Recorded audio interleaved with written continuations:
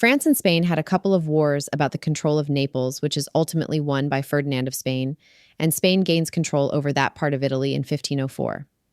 As a result, the Italian nobility see the Spanish war horse who arrives in Ferdinand's new style of cavalry.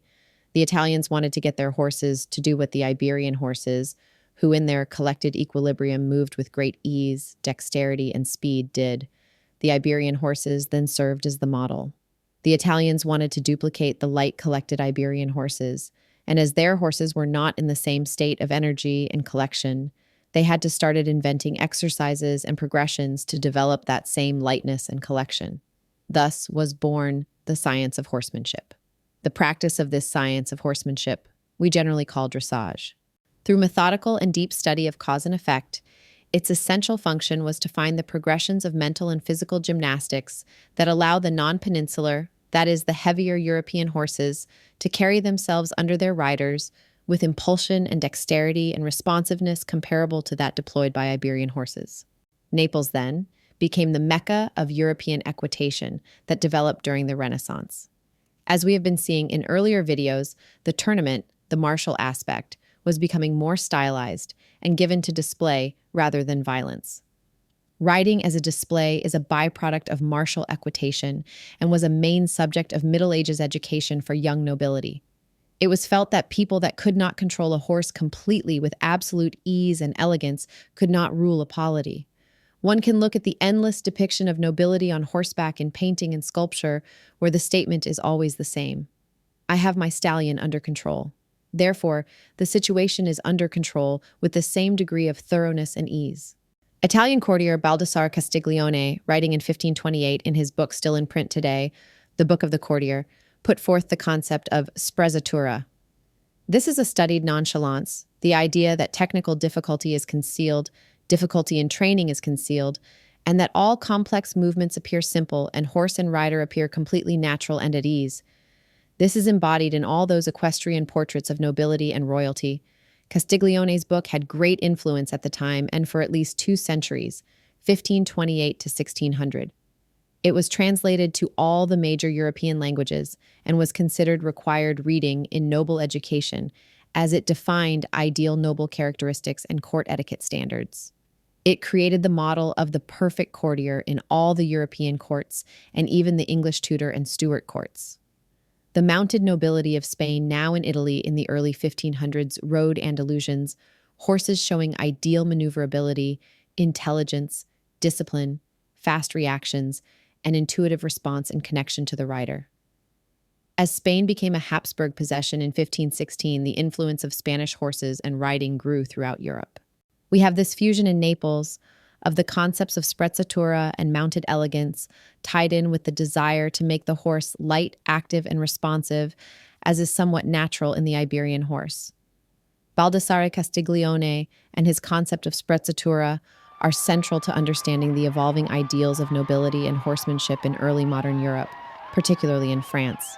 Sprezzatura is described as a certain nonchalance that conceals effort and shows that actions are performed without effort and almost without thought. The core idea is that true art, which does not appear to be art, and great care must be taken to conceal the effort behind a performance, as its discovery quite destroys our credit. This attribute, alongside grazia, grace, was a new characteristic that reflected the heightened refinement of the Italian Renaissance. Grazia must pervade every aspect of a courtier's behavior, whether dancing, riding, walking, fencing, dining, or speaking, and is inextricably intertwined with sprezzatura. The perfect courtier must be able to perform any act as if the skill and grace are totally natural and unaffected, requiring no hint of the time and labor invested in learning it. Castiglione's ideal courtier, as outlined in his 1528 work Il Cortegiano, The Book of the Courtier, greatly influenced the definition of nobility.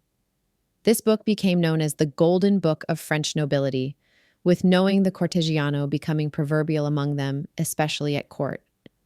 The courtier described by Castiglione possesses traditional noble virtues, that is, martial virtues, virtu, but also a new set of largely social graces. These ideals increasingly obligated those aspiring to succeed at court to conduct themselves à l'italienne. The Book of the Courtier had a profound impact on the French nobility's belief system regarding the meaning of noblesse. While the ideal was not transferred without modification, its importance to the gradual shift in noble beliefs is undeniable. This shift, particularly concerning grace and sprezzatura, is evident in horsemanship manuals by the early 17th century. The development of court etiquette, as traced by historians, is rooted in and reflected by courtly literature, starting with Castiglione's work. By the reign of Louis XIV, which began in 1643, the court became a model for the rest of society, including lower-ranking nobles and provincials. Horsemanship, particularly manege equitation and the airs above the ground, became a key vehicle for displaying sprezzatura. Horsemanship manuals constantly emphasize the importance of grace and effortless execution, especially when performing before an audience. Riding should be done gaily and with ease. For a horse to move gracefully, it must enjoy the work and not be forced. Overstepping the horse's innate abilities results in a displeasing, forced action, likened to a man attempting high dance leaps when he is only suited for a simple step. Riders are advised never to practice mounted games in public unless fully confident, particularly before ladies, to avoid mockery and damage to their reputation. This directly echoes Castiglione's advice on public performance and its impact on reputation. The ideal horseman makes his aids and corrections as least apparent as possible, aiming for an effortless elegance. Antoine Pluvinel, an important horseman, emphasized hidden artistry as the consequence of skill, knowledge, and character, leading to a performance that appears entirely inborn. The ultimate goal is for the horse to seem so gentle and well-trained that it performs entirely on its own. The capriole, one of the most difficult and spectacular airs above the ground, was considered the best vehicle for demonstrating both the rider's virtù, martial excellence, and his grace and sprezzatura. Its very difficulty and rarity increased its esteem, but this was predicated on the quality of its execution, skill, grace, and sprezzatura.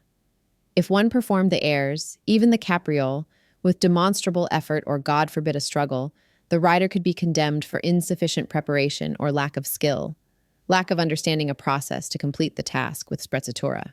In Castiglione's ideal, judgment primarily facilitates grace and sprezzatura, guiding the courtier to recognize when, where, and before whom his talent may be displayed to best advantage, making performances appear spontaneous rather than planned. In horsemanship, judgment combines this new sense with the older martial application, acting as a bridge between old and new noble identities. This is why horsemanship was always central in training of early modern and Renaissance nobility. It helped train the noble to have good judgment, ability to understand and adhere to process, to be both logical and fair so one could produce outcomes even in the advanced airs that were graceful and easy. In essence, Castiglione's sprezzatura introduced a new aesthetic ideal that permeated noble culture, particularly through horsemanship, emphasizing effortless elegance and polished performance as hallmarks of true nobility. The rise of reasoned horsemanship, influenced by these ideals, is evidenced by a rapid succession of treatises and founding of schools that we will discuss in future videos, as this marks the origin of the academic equitation we know today.